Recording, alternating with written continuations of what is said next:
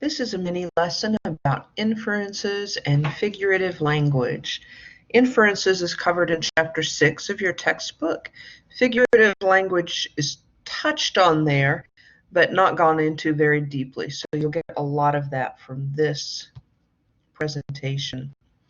Okay, the key terms you need to remember from this week are on the right side. In inferences, purpose and tone, you'll have another lesson. It's Chapter 7. I'm asking you to read it this week, but the purpose, because we'll have other things to do next week. But the purpose and tone words you don't need to be responsible for until next week. So adding to this group here, I would also add connotation, which we'll do at the end of this presentation, and also literal language. So inferences, how do we even use that word infer? And what's the difference between that and imply? People often get them confused. Okay, the person who implies something is the person who's giving information. A speaker, a writer, a filmmaker, a photographer, those are the ones who are implying information. And the person receiving the information is going to infer something from that, what they are saying.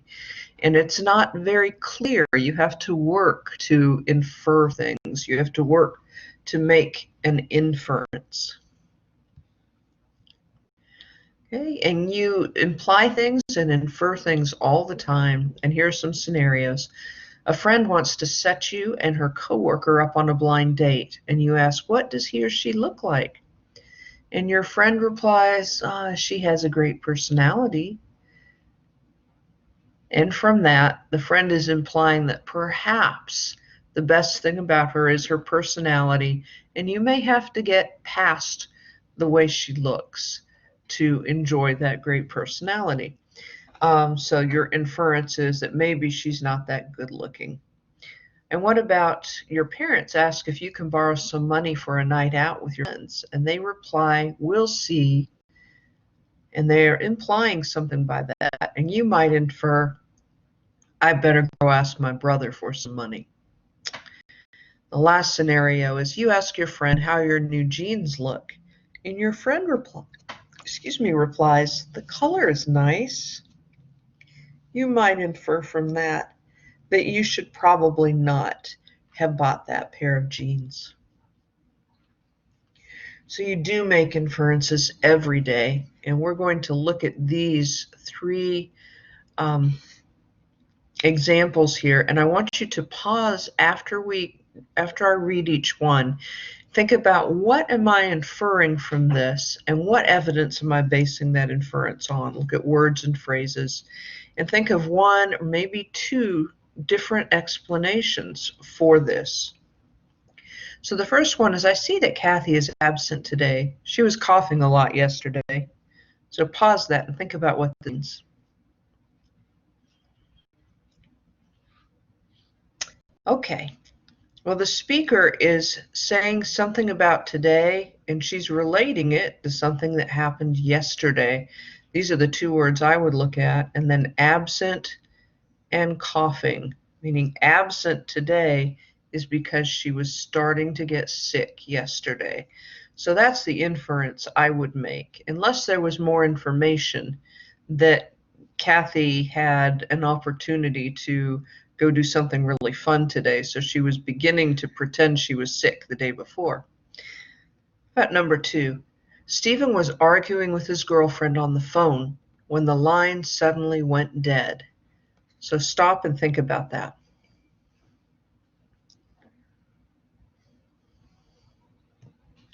Okay, Stephen was arguing, and he was arguing with his girlfriend on the phone, and then the line went dead. What could we infer from that?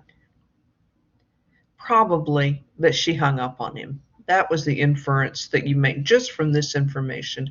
Now, if you knew that Stephen was driving through a canyon or a tunnel at the time, then you might make a different inference.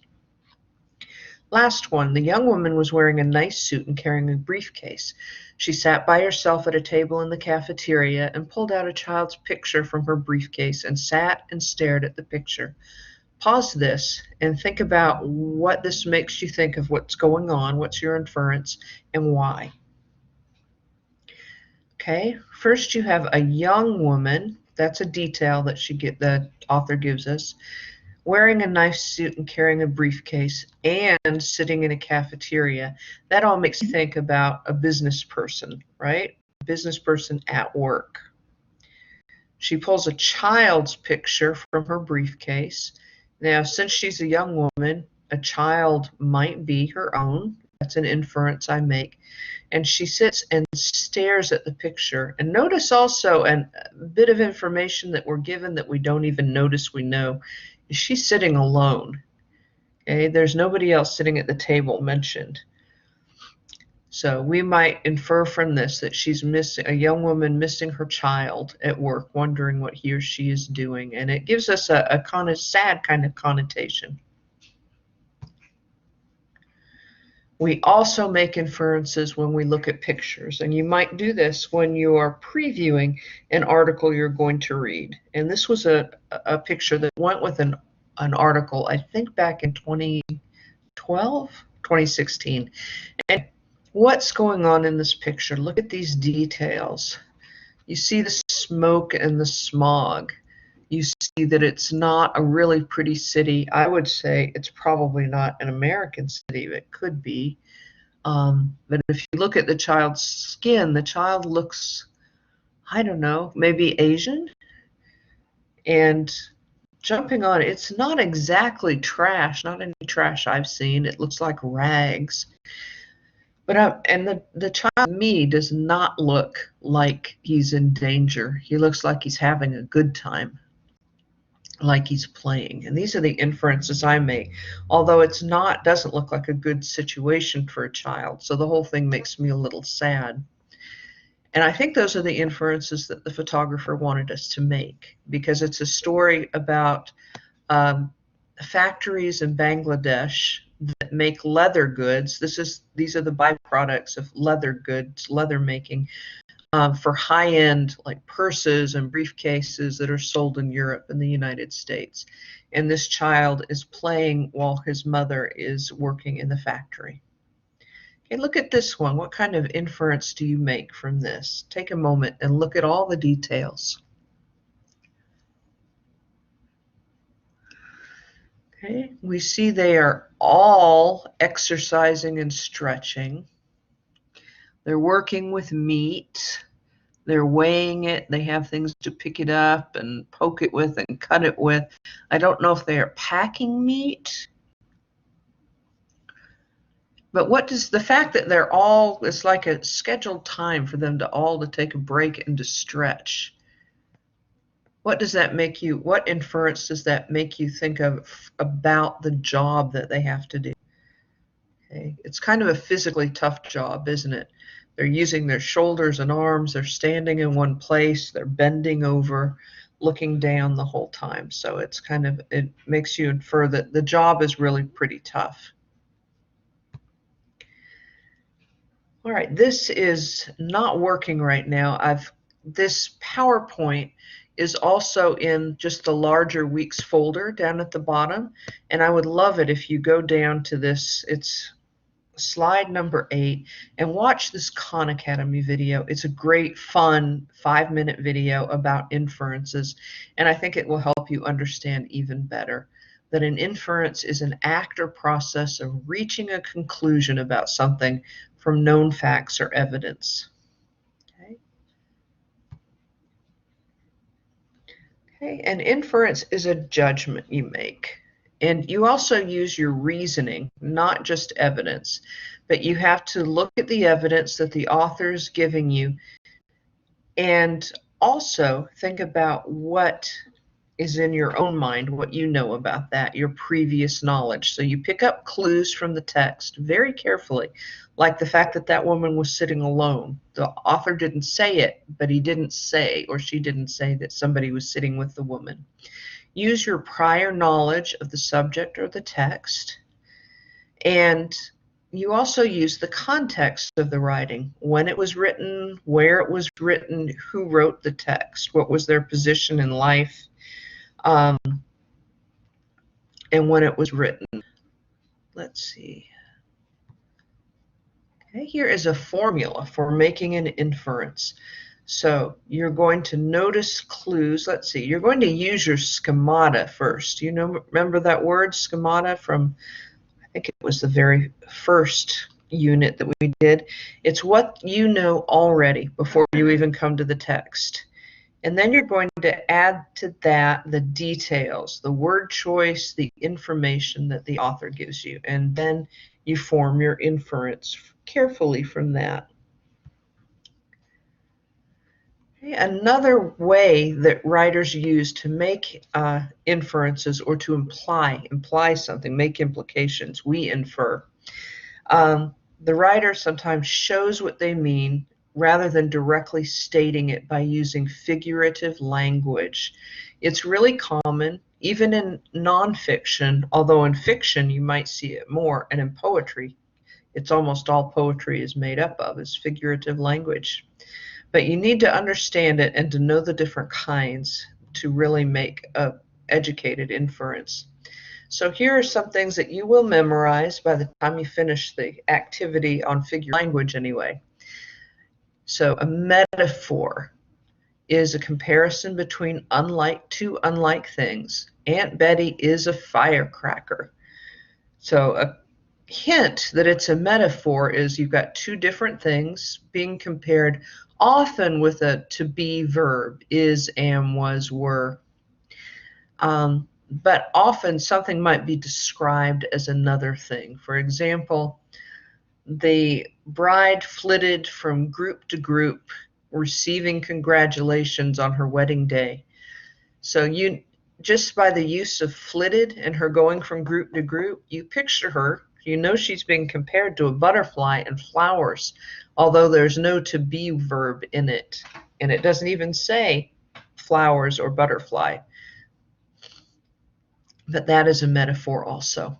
And here's a simile. It's simpler than a metaphor to me because it always makes a comparison using like or as. If you see like or as in the sentence and it's a comparison, it's a simile. Your words are like daggers. So here you see like. So it's a simile. And also personification. It occurs when an author gives human qualities to an inanimate object. The kettle whistled is one. But anytime an inanimate object is doing something that a person would do, that's personification.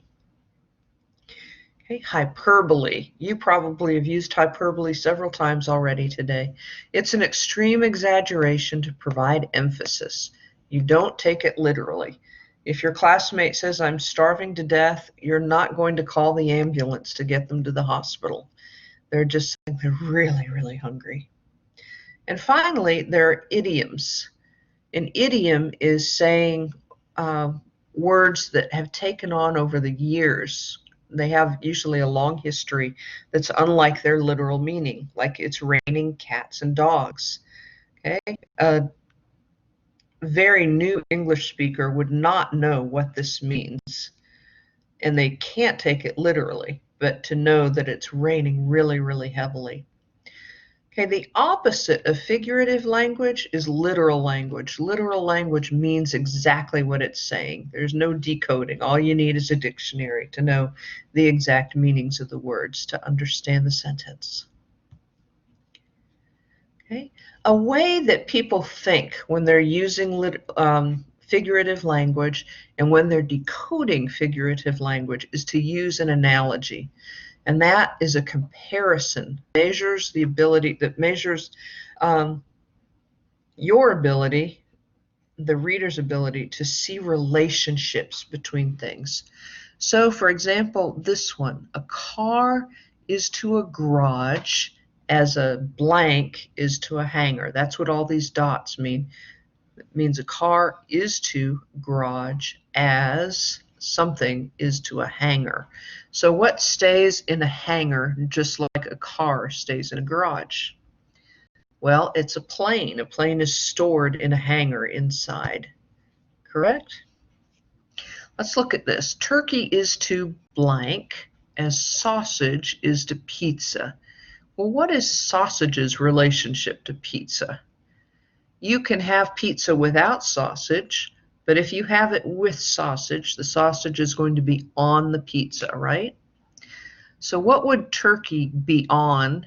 You could eat it without turkey, but if you're going to eat it, it's going to be on. Turkey's going to be on it. Well, the answer is a sandwich. Okay.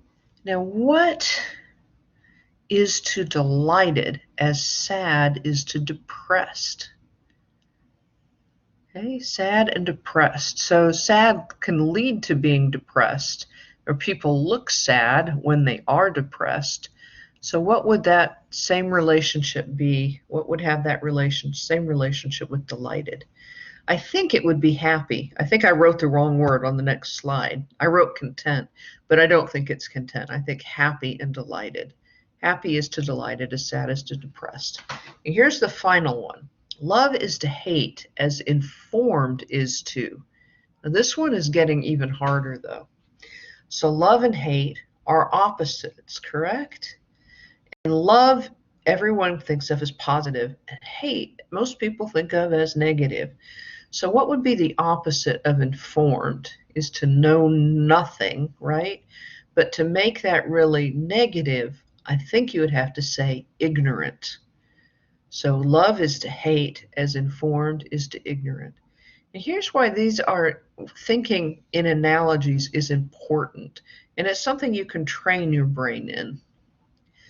Okay, for example, here are different things that an author might say. Just as a sword is the weapon of a warrior, a pen is the weapon of a writer. Okay, that's the relationship. But the author might say, that journalist wielded her weapon in a dangerous way. Okay, that journalist wielded her weapon in a dangerous way. So you would have to know, your brain would have to know that a journalist's weapon is her pen or her computer, and she's wielding it in a dangerous way. That would mean that she's being generally misinforming or stirring people up with something that's not true. Okay, the last thing we're going to do today is look at what does connotation mean. Now, denotation is of a word. Denotation means the meaning of a word is just what it says. Okay, it's very clear. It's what the dictionary would tell you. But connotation is different. Okay, connotation is different. If you were going to use this example, skinny and slender, one of these words connotes something negative and one of them connotes something positive. Now, which is which? Is skinny positive or negative often? If you haven't seen your grandma in a while and she pinches your cheek and says, "Oh, you're getting so skinny," she's saying you're not eating enough. That's negative. But if you say, "Oh, the girl was slender," you automatically think that that's a good thing. And here, an author might say texting and chatting, and they might not mean anything by it. The denotation might just be the student is texting or chatting on their phone. But that same author might write it differently. They might say they were distracting others with their phone, or they were off task because they were tapping on their phone. So the connotation here would be negative. So connotation it communicates meaning and tone because of the emotions that it brings up on you. Just ignore the online practice there. All right. Now, what I want you guys to do next is to, after you have read chapter 6, make sure you've read chapter 6 before you do this. There are 2 articles that follow this. One about called Mountain Man, and the other one called The Dip in the Pool. I want you to choose one of those articles, read it, and then do the reading assessment that goes with it. You don't have to do two, just one. And then take a look, after you've done that, take a look at the figurative language notes that you'll find below this, and then do the figurative language activity. It's kind of long, but you can take it as many times as you want to get a good grade, and you can stop and start it whenever you want. And it's the same with these reading assessments. You can take them as many times as you want and just look at the grade you're getting. That's it. And remember to go look at that Khan Academy video in the PowerPoint that's in this week's folder.